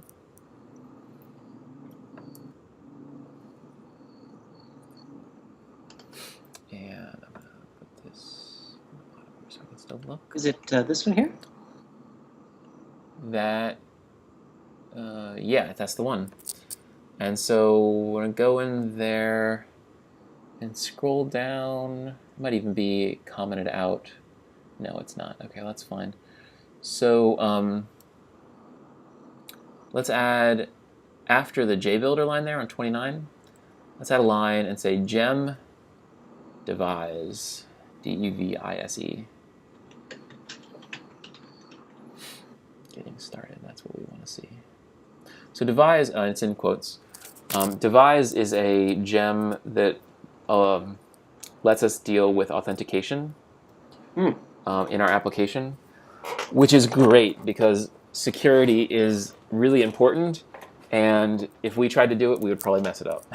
Yep, that seems correct. Yeah. So we should do this all through the devise gem. One thing that I'll mention, I'll just do a quick explanation because I think this is relevant. One of the reasons why people have messed up, the big reasons people have messed up security in the past with their applications is, usually when you have, are you familiar with one-way hashes? It may not be like MD5, SHA, bcrypt. That's fine if you're not. It's Sorry. It's a kind of computer science thing. Okay. But no, it's really sort of a fascinating thing. Like when you go to a website, if the website is doing its job at all reasonably, it's not taking your password and storing it directly in the database. Okay. That would be really, really irresponsible, because if someone ever broke into their servers and copied to their database, then not only could people potentially log onto that website's users, like it could find one of the admin passwords in plain text and then just log in to the Okay. site with an admin user. Even worse, it could match email addresses with passwords and then go to other sites like baking websites and just try to see if that email address matches that password and log into someone's banking credentials or their email or Gotcha. something, because oftentimes people use the same password across multiple sites. Okay. So to be responsible, what we do is we use generally what's called a one-way hash, which is something where when you take a string, like a password, for example, and you put it through this algorithm. Unfortunately, we never have to implement this algorithm, but it's something we can just pass off to a library. And a common one that's been used a lot is called MD5. And so you pass it through the MD5 algorithm, and out comes this string. It's always the same length, and it's always in hex characters. I believe it's 32 characters long. And you're guaranteed to have it be the case that whatever string you put in to the MD5 algorithm, it'll always come out with the same hex string. Okay. And so the nice property of that is that I can store the hex string in the database and not store the password. And so someone can give me the password, and I can put it through the MD5 string again, or the MD5 algorithm again, and see if it matches what I have in the database. Okay. So I've got my password, and my password is the word secret, right? A password that no one will ever guess, right? Right. So it goes through this algorithm, and it comes out as like 01F053872, 32 characters. Let's do it. Yep. So I'm in IRB. I think it's digest MD5. I might have to require that. Require digest MD5. Yeah, the hex digest. Can you see this on my screen? Just barely. Is there any way you could like zoom in or something? I totally can. You are the man. I should do it a bunch of times. Bigger. Let me know when it looks decent. Yep, that looks good right there. I'll do it a couple more times for the people at home. Okay, so if I say secret, that is what you'll get every single time you put secret into the algorithm. See? Every single time. So, so if somebody broke in and they found that, and they would just, to them it would say 5EBE229, etc., right? Right. Okay. So, but does everybody use the same MD5 thing? They do. Okay. And so there's a couple of things that you can do. So one of the things, first off, actually, if I go in here and I search for this string on Google, almost certainly I will find the word secret on Google. Really? Okay, yeah. Secret. MD5 Nice. secret. Yep. See, so this is one of the reasons why MD5s aren't necessarily secure. Yep.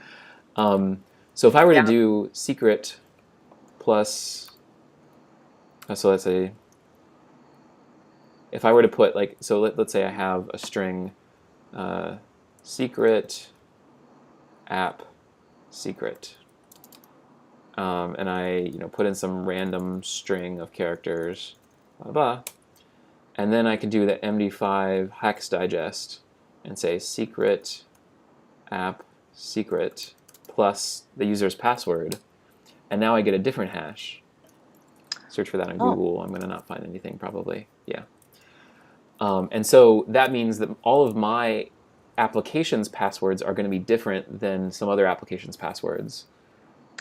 I gotcha. Very nice. So that's nice. Go ahead. So on our Buzzer website, we have this certain word or certain thing or whatever, and like for example, secret. Or I'm sorry. So it's AENDIAX.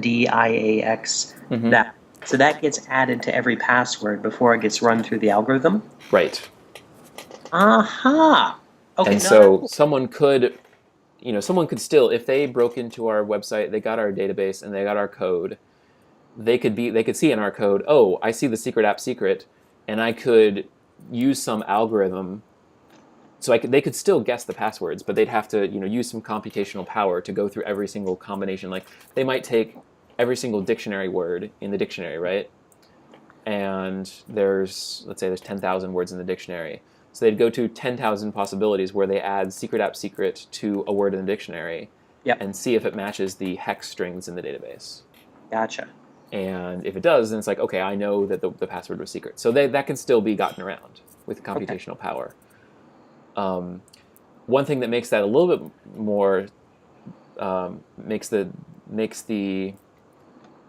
attacking a little bit more difficult is that you can store a different secret. It's called a salt with every single user, right? So we essentially, a user. So we have this particular string, this string here, which is unique to our application. But we could also, in addition, or separately, we could add user. So we have a user object, and we say salt. And we don't actually have a user object here right now, but we add that user salt in, and so that means that rather than being able to attack our entire database the same way every single time, like so they could just go through every single word in the dictionary and find every single password in our database in this first algorithm. They could find every single dictionary word in our database relatively easy. They just go through the dictionary once, and they could generate all the hash strings, and they just look for those hash strings in our database. Here, if we have a different salt for every single user, then they have to re-attack every single password every single time. Okay. And so that increases the amount of computational power they have to use in order to break an individual password. I gotcha. So that's good. That's smart. All of this is like really smart stuff people have put on and then like used to make their applications more secure. But it's crap. It's all crap? It's all crap. I mean, it's good stuff, but it's good to know and it's good to understand. But here's the thing, is that here if I can say 10,000 times. So in Ruby, you could say 10,000, like a number, and then times, and then that'll do a loop where it'll run that thing that many times. And then I'll do benchmark.realtime. So this will give me the amount of time it takes. Okay. Require benchmark. Okay. User. Oh, and get rid of that because just making a point here. So that was like not even a third of a second that I went through 10,000 combinations. Okay. All right. And if I multiply that by 10, I'm just going to get 10 times that pretty much. So that's 100,000 password tries that I did in like a quarter of a second. And if I did 1,000,000, that'd be like 2.5 seconds, right? This is ridiculous. That the problem is that the MD5 algorithm is so common and has been implemented so many times that it's very, very efficient on many, many computers because it's used a lot, and so people make it as efficient as they possibly can make it. Right. And so that means that it's very easy to sort of go through lots of different combinations and do these attacks. So there's an algorithm called, and it's actually there's also MD5 is also has some problems where you can potentially it's not mathematically secure, and I don't even want to get into that because I don't understand it well enough. But yeah, I was going to ask. I mean, it seems like if you're doing something with an algorithm, and maybe I don't understand this, but like okay, hey, for everything we're gonna make it 32 characters, and then we're going to take the first thing and do this. It seems like you could figure out how to go backwards. I don't know if that's possible or not, but it's actually. So I mean, that's the whole point of this. And like, there's actually, whenever these sort of algorithms come out, they have mathematicians trying to attack it at the very beginning when they're trying to make it a standard and all this stuff. And generally, that's the case. I mean, there's still research that goes on, and a number of people have found MD5 to be not perfectly secure. I mean, it's just the case that like I think there's certain like ways in which you can go about it. It's not easy, but it is possible. Sure. There's an algorithm called SHA. SHA-1, SHA-2, I think, are two different kinds of them that have been created over time. And those are better as far as not being able to go backwards, Mm-hmm. but they're still generally implemented pretty fast, and so they're not as good either. Okay. So generally what you want to do is you want to use an algorithm called bcrypt. And bcrypt is really neat. So it uses a salt essentially, but it stores the salt inside of the hash, so you have the hash and the salt all in the same sort of string. Hmm.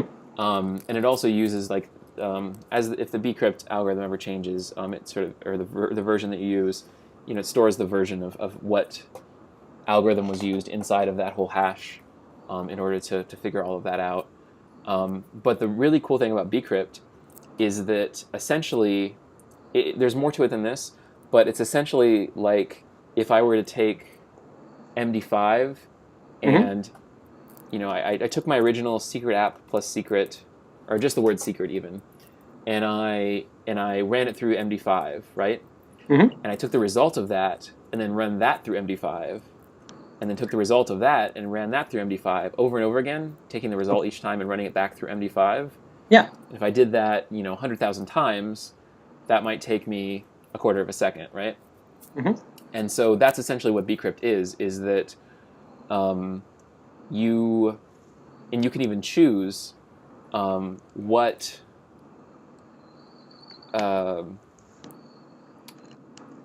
the number of loops, essentially, the computational time that it takes. So like so if you're validating someone's password, you're just running bcrypt once, it's going to be doing a whole bunch of loops, Right.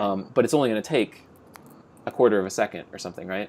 Mm-hmm. But if someone was trying to attack that password, it would take, if they needed to go through, 100,000 combinations, it's going to be 100,000 times a quarter of a second, which is going to be 25,000 seconds, which is 7 hours. So that's actually not that great, but I think it's 100,000 is actually probably pretty small for the number of like if you wanted to attack every single string, you'd have a lot more computational power, and I might even be missing something because usually when you have bcrypt, it's pretty hard to sort of crack a bcrypt password in any reasonable amount of time.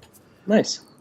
So this is sort of the idea. Is essentially you're just making it so that when people attack your users' passwords, it's going to take a very long time for them to actually crack the password. Okay. And additionally, you can change in your application, like if computers are always getting faster, right? Mm-hmm. So you can change in your application after a while. You can say like, oh, up the computational power that's required to calculate this password, and then any new passwords that you're creating will be that much stronger. And any person that comes along and authenticates their password on the quicker version, it'll create that more secure version that requires more computational time and store that in the database. Oh, okay. So I still type in my password as secret, Right. and the system where before it was ABXLR or whatever it is, now it's going to store that password as a new thing. It's going to update the system. Right, because it's going to require, instead of doing 10,000 loops, now you're going to have to do 50,000 loops because computers in general are more powerful than they used to be. I gotcha. Yeah, that actually makes a lot of sense. Yeah. Okay. So, very cool stuff. I love all of this stuff. The great thing is you do gem devise and a couple of other things, and you're pretty much taken care of. Oh, so all of this. It uses bcrypt, and it does a lot of stuff for you. Now, so by the way, that actually brings up a question. So when I type gem devise in here, so devise, is that a program? It is a gem. I mean, I guess I know it's a gem. I'm still a little dodgy on. So there's a website called Ruby Gems, yep, which hosts all of the gems. There's different places where you can host gems, and you can host them yourself, but they're generally hosted through Ruby Gems. And if you go on here, you search for devise, you'll find that devise is here, version 3.0, 3.1.0, and you can get it. It also hosts all the different versions. So if I wanted to get version 2.2.7, I could do that. I could use that version for whatever reason. And so essentially, yeah, Ruby Gems is a site that hosts these bundles of Ruby code Mm-hmm. Sometimes they're other code, sometimes they're C code, and they need compiled and whatever. But essentially, they're code that you can use inside your Ruby app. Okay. And all you need to know is that you put it in your gem file, you'll run bundle, and that'll install all the gems for you, and then you can actually use them. So it's pretty nice. It used to be a lot more of a headache to get all this stuff running, but this thing called bundler makes it a lot easier. Nice. So by typing gem devise, I've already got the file. Maybe that came with the Rails installer or something like that. Is that right?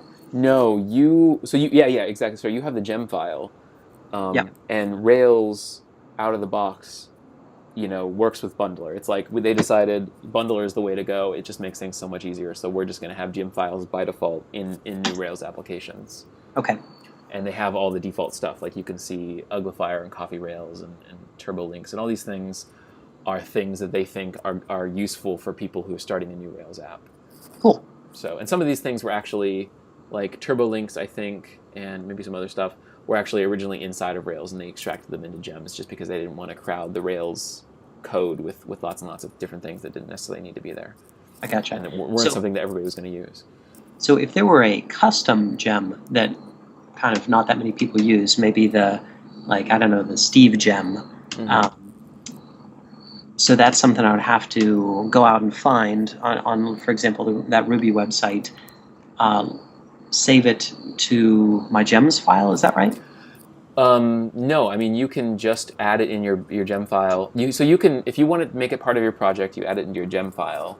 But if you want to use it just in your console, like you're playing around with it first, you're not sure if you want to use it, you can do a gem install of that file. So you can say gem install devise, and then you open up your console and play around with whatever it provides.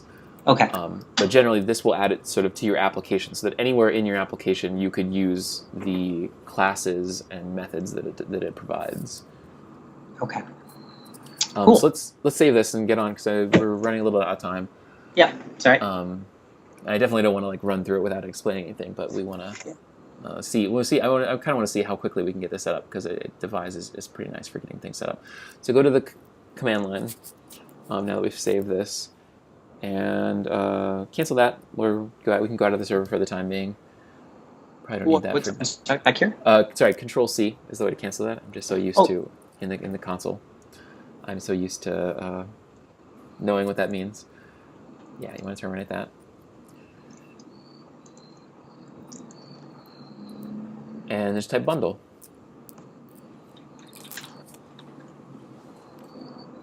And then this is going to go through our gem file and figure out what it is that we need.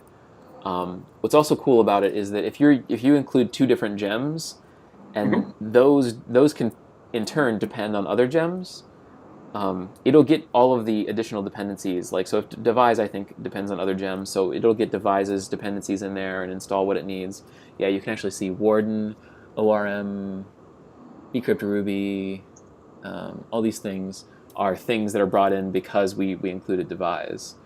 And if, like, for example, we have here bcryptoruby 3.1.2, devise brought that in. If I had some other gem that was bringing in bcryptoruby as well, but it needed a different version, and there was conflicts, it would tell us about that, which is really awesome. Because before, you kind of have to know it and figure it out on your own. Okay, nice. Yeah, totally. So actually, you would generally run, when you're trying to install the gem, it would tell you that there's a conflict, I think. But so we have that. That's great. And I think I was looking at the documentation for devise, and it was saying you want to say Rails space generate. There we go. Space devise :install. So this is running the Rails generate command, but the devise plugin has some code that knows how to generate a devise :install thing. I don't know exactly what that means it's doing, but there we go. So ensure you have defined default URL options in your environments file. Here is an example of default URL options appropriate for a development environment. Okay, in production, host should be set. Okay, so that's fine. Let's go back to the browser, or the text editor. So I want to make sure we do all these things. and open up config. It's right there in the middle, the directory. And environments and development. Yeah, so we'll probably just want to copy and paste what's in the command line there. Config.actionMailer.default URL options. We're actually not getting into anything with mailing yet, although we could. That would be definitely a fun activity for later episodes. I think with Windows you have to like right-click maybe to start copying. No. Can you drag and to select the config there? No, maybe double click. Maybe that'll start a. Oh, mark. That's what you want. Aha. Yeah. So that whole bit there. Yep, and then copy and then paste that. Maybe at the end. It doesn't matter where. Down here. Before the end, yeah. Before the end, but at the end of the definitions. Oh. Okay. Undo. Control Z. Lovely. Okay. So config.actionMailer. Maybe mark, and maybe right click and do the copy with a right click instead, because that might be better. Also here. I think if you're right clicking, it might actually be copying at that point. So maybe really? try pasting again. Huh. Did that get it? Good. Yeah, Good. get it. Great. So save that. Close that file. I don't think we need it anymore. Go back into the command prompt. Ensure you have defined a root URL to something in your config routes. So, let's do that. Root to. So open up our routes under config. It's on the bottom there. And if you scroll down to the very bottom, I think there'll be a commented outline. Or no, maybe it's at the top? Sorry, it's just getting a little fuzzy occasionally when you scroll. Sorry. Is there a root? Yeah, on line 6, I think. Yeah, root. Uncomment that, or? Uncomment that, yeah. And I think what it said, if you go back to the command line, I think it said root space :2. Yeah, root space :2, and then equals greater than. So you can put that in front of the welcome. What was it? You can actually say just 2: without the first colon. That's the new style versus the old style. And this is fine. And then say buzz instead of welcome, since we have a buzz controller and we don't have a welcome controller. We want to keep the index. Yeah, so buzz #index. Like that? Mm-hmm. Save that. And then what is the next step here? Sure, you have flash messages. Flash messages. Okay, so yeah, why don't we select that? So mark that and copy it.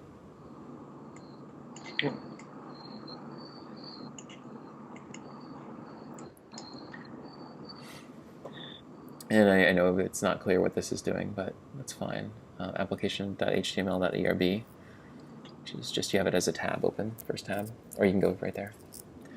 Anyway, great. And we probably want to have this just below the header, but above the content, so just paste it right in there in like 15 or so. What this is doing, by the way, is it's having a place for us for when there's errors, either that we've specified or that devise is specified, like something like, username and password incorrect. It'll put it in here into the alert probably. Like notice will be we can style that as like a green bar, and alert we can style as a red bar, and then those will just come up automatically when we have alerts and notices. We can talk about that later. So save that.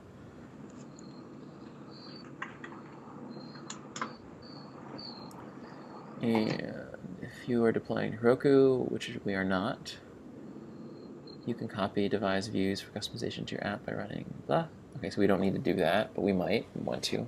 Probably not for the moment. Yeah, and it might actually just work now. Well, we can see. So go start up a Rails S again. Get rid of that Rails generate devise install thing. Oh, actually, we install an installer which describes all devices configurations. You must take a look at it. Done. You're ready to add devise to any of your models using the generator. Okay. So scroll up in the command line. Just scroll up a little bit. Is there something above this that happened? We created an initializer and locale. Let's just see what's inside of that. So under config initializers devise, inside the Sublime. I don't know that we necessarily need to look at it, but initializers devise. Okay, so we have a secret key here, which is not so secret anymore because we're publishing this to YouTube, but we can change that. And then a mailer sender, which we can deal with. This is for like if we want to have people be able to like reset their passwords via email, that sort of thing. We can change that as well. It's not a big deal to have that the way it is for the moment. All these defaults are probably fine. So let's leave them for the moment. Let's start up our server, see if we can, or maybe not. Not start up our server. Do in the console. Sorry, I realize this is a little woolly-headed. So I go back into the console. We're going to type something there. Rails generate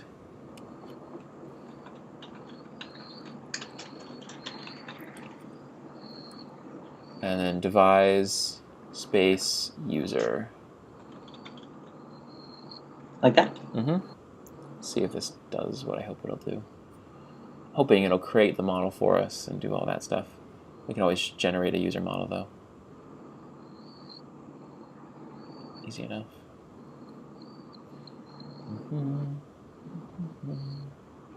Okay.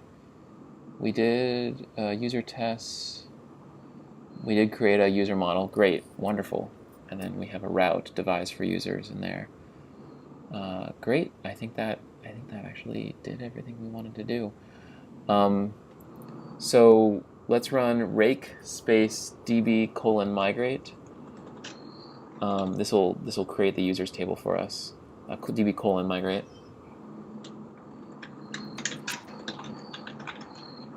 Without a space there. I'm sorry? Without a space after the colon. Yeah, no, it's confusing the way that these options are sometimes.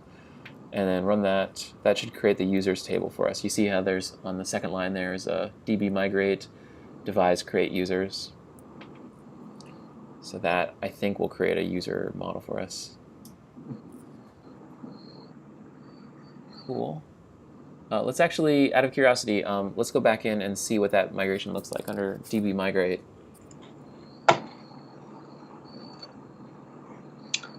Yeah, we have everything open right now. I can see. Maybe close a couple things. Oh no, db. Yeah, there we go. Users. Okay, so we have an email, an encrypted password, a reset password token, reset password sent at, remember created at, sign in count. All these things. Wow, it's doing a lot of stuff for us. Nice. That's kind of great. Great. Okay, so, and I think did the migration run in the command line? Is that where were we at? Good. Yeah. So we ran everything there. We can also, there's some things that are commented out. We could have uncommented. If you look back at that file, there's confirmable and lockable. So these are things like if you wanted to be able to lock your users to keep them from being able to log in, you could add these fields. Confirmable, I assume that means like a user needs to be confirmed before they can actually use the site. Oh, okay. Yep. That sort of thing. So this is all functionality Devise provides for us, which is really nice. Otherwise, we'd have to implement it all ourselves, which would be just a pain in the butt. So the email here, is that also stored as kind of an encrypted thing? No, just No, that's plain text email. Okay. Because otherwise, we wouldn't be able. Like, if we wanted to email them, we wouldn't be able to reverse email it. We could only confirm if they gave us an email. Okay, gotcha. So, and that's not as insecure. I mean, it's not good if a bunch of people get a bunch of our email accounts from our site, but it's not really anything we can do about that. Okay. So yeah, I think we can do Rails S now, and we can probably go to a URL that will let us create a new user, which is kind of exciting because we didn't really do any of that. Just did it for us. That is kind of incredibly awesome. Yeah. Actually, okay, so we want to do right filter. So what we want to do is, I think we have to add. So you see on my screen where it says before filter authenticate user? It's a little small, maybe. Yeah. We want to put that in your application controller. So that's under apps, or sorry, app controllers, and then application controller. So anyway, again, the application controller is where we put things that apply to everything. So underneath that, protect from forgery, we would put a line that says before _ filter space : authenticate _ user exclamation point. Seriously do it. I mean, like, really do that. Yeah, exactly. They want to make sure that you're authenticating the user.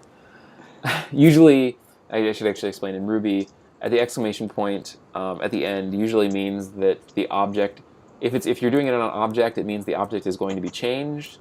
But a lot of times people use it as sort of like a dangerous things will happen here. Oh, okay, cool. So, or important things will happen or something. I don't. Yeah. It's not always clear, but so save that, and then go load the page. Did we start the server? Sorry, I think we did. Yeah, did. So go to the page and see. I suspect if we load the page, it will not let us load. Yep, we need to sign in for continuing. So close this. This is exciting. So close this, and we can say buzzer. Oh, so we have the header. That's great. So it keeps our header there, but our content is there. So, and we can style this form if we want to style it. I'm assuming it might actually come with some styling. But on the web page, we can actually sign up for a user. Nice. So let's do that.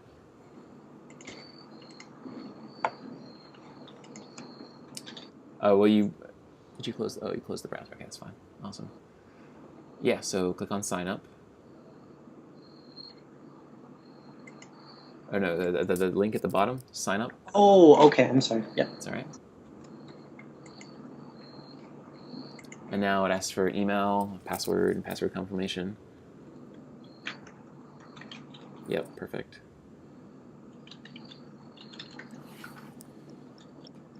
Secret. You guessed it.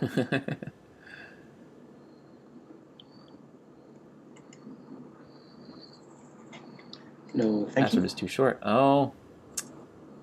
We could probably, I suspect we could probably define custom like rules, say like how the password is going to be checked, but I guess we say secret 123 or something.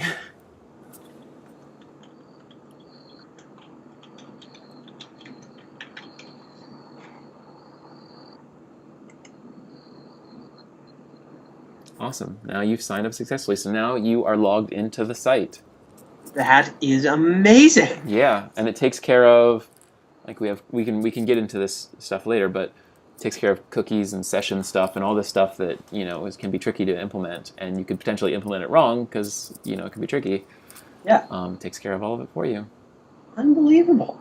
And I think there's even plugins that will allow you to add Facebook and Twitter authentication and all these things. So like you can have people sign into or sign up for your site through Facebook, so they don't have to like remember their username and password for your site, which makes people want to use your site more because they don't have to remember their username and password. It's amazing. So, yeah, it's very cool. So yeah, I think that's a great place to end our episode today. I like it. Yeah. Ryan, that was amazing. Thank you, sir. Sure. Do you have anything that you? I know we did this stuff at the end pretty quickly. Anything that you missed? Any questions that you have about anything really? Let's see. So,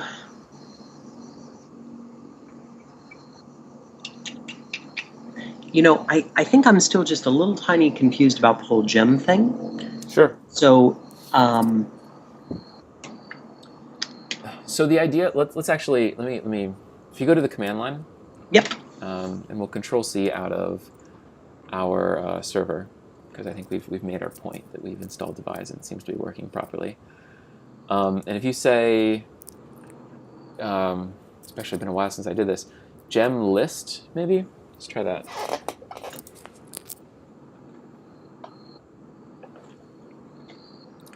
So these are gems that are installed locally, I think. And they were all installed because we had our Rails application. Actually, some of them probably because we used the Rails installer program for Windows that set everything up in the first place. Mm-hmm. But if I can get a little biblical, at first there was Ruby gems and it was good, right? And Ruby gems was this thing where they hosted these, and again, the term is in Ruby, the Ruby community is gems, but in other programming languages, these are, the general term is libraries, Mm-hmm. and it's essentially code that people made where they've defined classes. You could define classes. They've defined methods on the classes and done this stuff, and it's stuff that you might want to potentially use. And you could, if you, really simple way to go about that is you could just go onto the website where the code is hosted, copy and paste all the code and put it into your web page, or put it into your site as you need it, right? Okay, sure. There's a couple problems with that. The first big one is that if they go and they change their code, and they're like, oh, I decided this method shouldn't be this way. Now you have two versions of the code, and you have to make the decision: do I recopy and paste it? Mm-hmm. Might I do that wrong? If I made any changes, how am I going to resolve those changes? All that stuff. So generally, what you want to do is, yes, I'm still here, Google Plus. Generally, what you want to do is it's nice to sort of load it in as a library where the code is off to the side, but you can access the classes and the methods that are defined in there. Okay. Yeah. And so Ruby gems was this really nice sort of package management thing. It's actually this thing you install as well, and it's accessed through the gem command. And the gem command allows you to, it'll go up to the site, Ruby gems generally, and it'll bring down the gem files, and extract them into a directory structure that will have all of the Ruby files in it that have the code that you need. So, go ahead. So in this, all I have to do is specify the name of a gem that's out there on that Ruby website, and it knows to go out there to the Ruby website and bring it down? That's right. Yep. That is magic. I know, right? Yeah, because they all sort of get their own unique little identifier, RDoc. And there's sometimes people will create, like for example, in my last job, we used the Postgres database, and there was a Postgres gem, and there was a PG gem. Okay. So two different people had created two different gems at different times, and they both provided an interface to the Postgres database, generally the same way, but one of them actually, the person stopped supporting it, and so everybody started using, instead of using the Postgres gem, everybody started using the PG gem.